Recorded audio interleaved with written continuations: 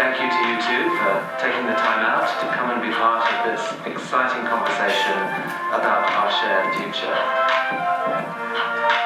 Now please write and tell us what you make of the event today. But for now, on with the show.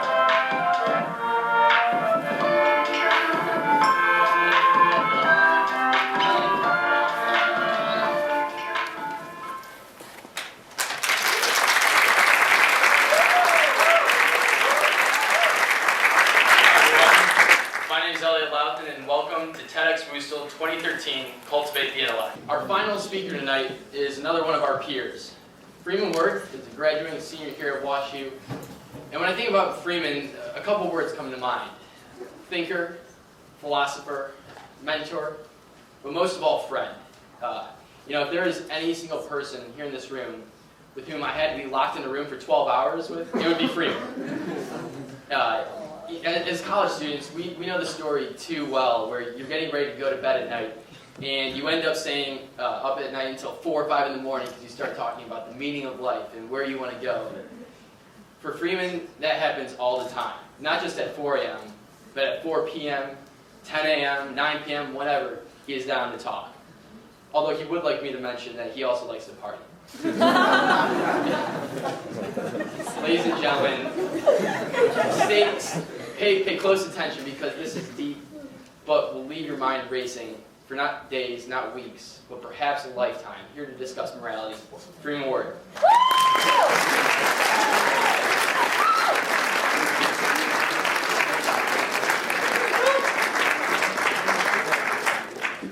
Well, I hope I can live up to that glowing introduction.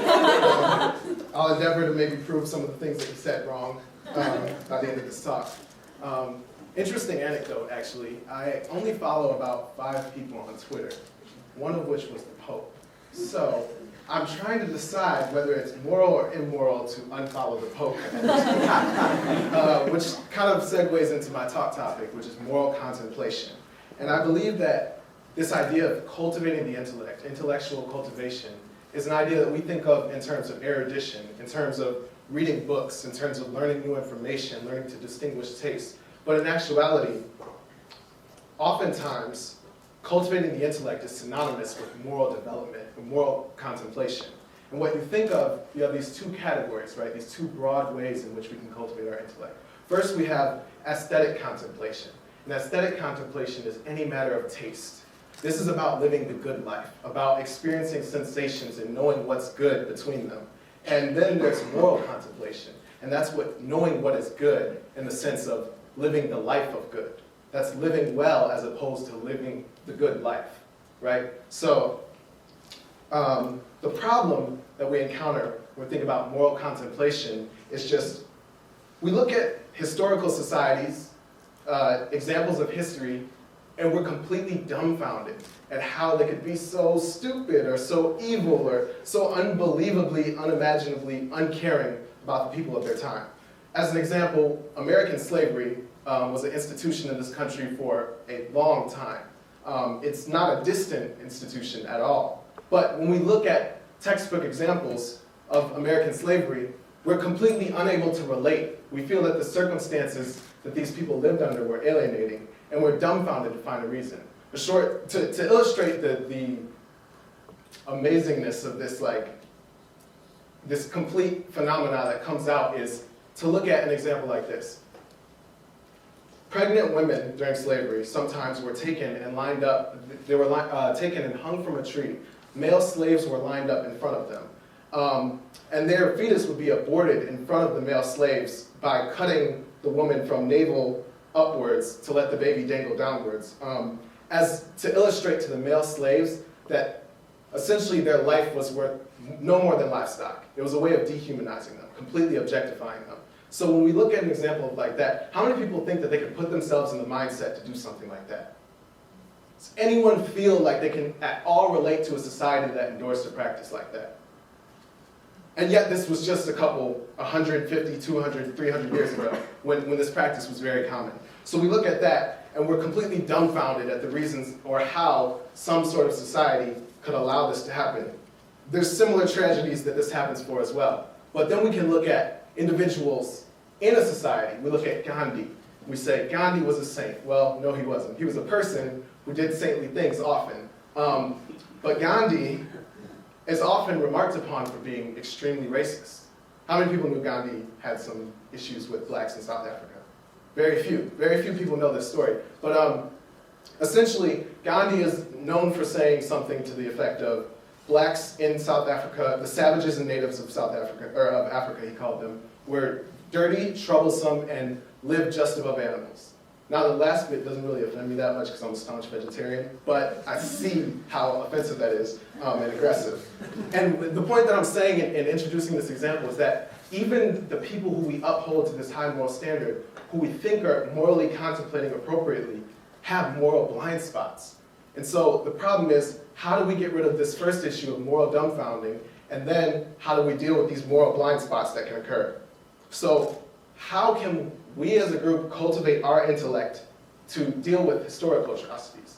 The first thing that we have to do is stop distancing the past. Historical atrocities are equivalent to the atrocities of today. There are contemporary atrocities that all of us have become numb to in our own societies that we feel wouldn't have existed at any other time. So immorality has become normalized within any given era that it exists in.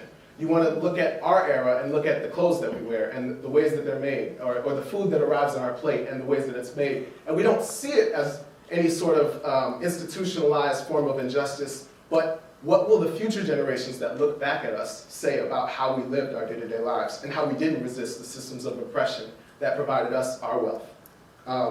So our job is to re-problematize these moral matters, to look at everything in our life from the perspective, from a contemplative perspective, where we can say, what is actually wrong here? What is actually the issue? And how we can advance with this is looking for the good in everyone. It's the second point. Now that sounds very simple, sounds almost trivially self-helpy, right? Look for the good in everyone. But I'm being tricky here. The word the good, this idea of the good, every person has a good. David Foster Wallace in one of his speeches says something to the effect of, everyone worships something. Everyone in this room has something that they worship, be it God, be it religion, be it money, be it fame, be it love, be it peace. I think I worship peace, but some people might contend otherwise. But everyone works towards their own good. And every action that they do is a reflection of advancement towards that good or movement away. So every action that I do in regards to myself is either character building or character destroying, right? And that's how we decide what is moral, right? That's how we decide what is good for ourselves. If you have a morality that is based entirely around gaining more wealth, then actions that produce more wealth you will see as good, and actions that move away from wealth you will see as bad. So in recognizing that, we can learn a lot about how people do more immoral or moral actions. The next thing is to generalize your good. So this idea is that since everyone has a good, there's this tendency to think, well, we're stuck, right? There's a separation between me and you. Because if I hold peace as my highest good, and you hold money as your highest good, there are going to be times when our interests conflict in such a way that's paralyzing. This is the conundrum of moral relativism. Everyone says, well, everyone can have their own moral system. I don't see how we can come to an end or end the debate, right? But something that's really interesting is the Dalai Lama, one of the other people that I follow on Twitter, tweeted, despite our superficial spiritual differences, all people are equal in their basic wish for peace and happiness. So what that means is that underlying everyone's good, right? There's this good that they want that they're trying to maximize in their life, but that good presupposes their existence and presupposes a fulfilling existence for them. So what we can do as individuals is generalize our good to the goods of others. You go through like a you could look at a 4-stage process, something like this, right? You start maybe not knowing what your good is. This is a stage of lovelessness or amorality, where different actions aren't character building or destroying because there is no good that you're working towards. You move towards loving yourself, right? Loving only your good at the expense of others. This is a state of self-love or selfishness, however you want to define it. And then you can move to what I think our culture at large has endorsed, which is this state of loving everyone equally, in the sense that everyone's good is equal and synonymous. So my good, which is peace, might conflict with money, but there is no way that we can resolve this, and that's back to this paralysis that results from moral relativism. But I think above and beyond that, there's a superrogative moral way of reasoning, which is loving others more than you love yourself. That doesn't mean that you don't love yourself. It means that you give your good up to the goods of others. That my peace is important, but more important than my peace is the ability to allow others to pursue their own good. And when I do that, then I've reached this level, this higher level of reasoning that's loving everyone at a higher level than I love myself. So that's the state of complete love. And this creates a general good based upon what's good for everyone as opposed to what's good specifically for an individual. The next thing is we can focus on our self-behavior, because I think everyone looks at behavior and they say, we can judge a person based on their behavior. But it's easy to judge a person without realizing that action is just crystallized thought. Everyone has heuristics, conditioning, biases, but how you act is a result of how you think, which is a result of your intellect. What we need to focus on is the fact that we act in certain ways. And one of the most common acts that we do every single day is speak. Speech, this dichotomy between speech and action that often exists. People say, speech is not action. There's talkers and there's doers. We've all heard this sort of explanation before. But what we can think of is the fact that speech, every time you speak, whether it's alone, whether it's in the presence of other people, it's a performative act. So that is one of the acts that you can easily change and in effect impact yourself. So I have 3 simple questions that everyone can ask themselves. I'm told this was passed down by a yogi hundreds of years ago, but sources lie. So 3 gates. The first, is it true? If it's not true, it should return where it came from and try to pass through that first gate again. Is it kind? Does it have the best intention of the person that you're talking to in mind? If not, it should return where it came from until it can be kind. And is it helpful? Helpful in the sense, is it appropriate for right now? If not, it should return until it can pass the 3rd gate. When you employ strategies like this, initially you may have to consciously verbalize them and use them and pause, but over time you condition yourself to automatically do these processes subconsciously. So the next thing that I want to talk about was focusing on others' behavior. And this is the idea that we know that everyone is pursuing their own good. And trivially, what that means is that everyone thinks that they're doing right. Even our history's worst examples, Idi Amin, Hitler, Stalin, people who killed millions of people, felt that what they were doing was character building or pursuing some end for the world. It's necessarily true. But the important thing is to hate the sin and not the sinner.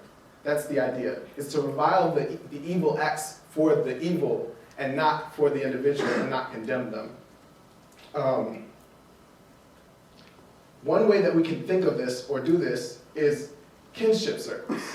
Everyone here has a circle of people. Take a second to just think of a circle of people that you care the most about. If any one of those people did something that was incomprehensibly evil to everyone else in this room, you, of all people, would still be sitting here trying to find a reason, trying to ally yourself with this person that you cared about. And I think our duty is to grow our kinship circles enough to where every single human being on this planet, we can understand, we can attempt to understand where they're coming from. How do we do that? We do that with empathetic listening. We listen to people, but we listen to them deeply. It's the difference when we listen to people and we doubt that they're suffering. Someone, she can tell me she's suffering, and I can doubt whether she's suffering. But when you start to believe that each person is a self-authenticating source of suffering, big word, it just means she's the ultimate judge of whether she's suffering, then I have no choice but to respect when she tells me that she's in pain. And that alone can cause me to treat her better. So, I'm going to go ahead and conclude with this. We're trying, when we morally contemplate, to see outside of our times. We're trying to answer what I think is the ultimate principal moral question of now. Do you value truth, or do you value convenience? If you value convenience, we're doomed to morally dumbfound the generations that come after us. They're going to look at our generation and ask, how could they not see? If you value truth, you have to ask yourself, Can we justify the homophobia, the speciesism, the sexism, the oppression, the nationalist genocide that exists in the world today? If not, what can we do about it? So, it's 3 weeks later. You've heard me talk, you've heard my little spiel. You liked it, you didn't, doesn't matter. And you're watching television. You've forgotten who I am, you've forgotten about this speech. And you see on the television, there's a terrible shooting somewhere in the United States. Someone has an automatic weapon, and they've killed 20 people who did not at all deserve to die. Your first intuition is to say, this person is evil. Your second intuition, hopefully, is to say, this person might not be evil, but how could anyone do that? Your third intuition should be to step back and look for the good in everyone. That's the essence of moral contemplation. That's what I believe is the essence of cultivating the intellect. Thank you.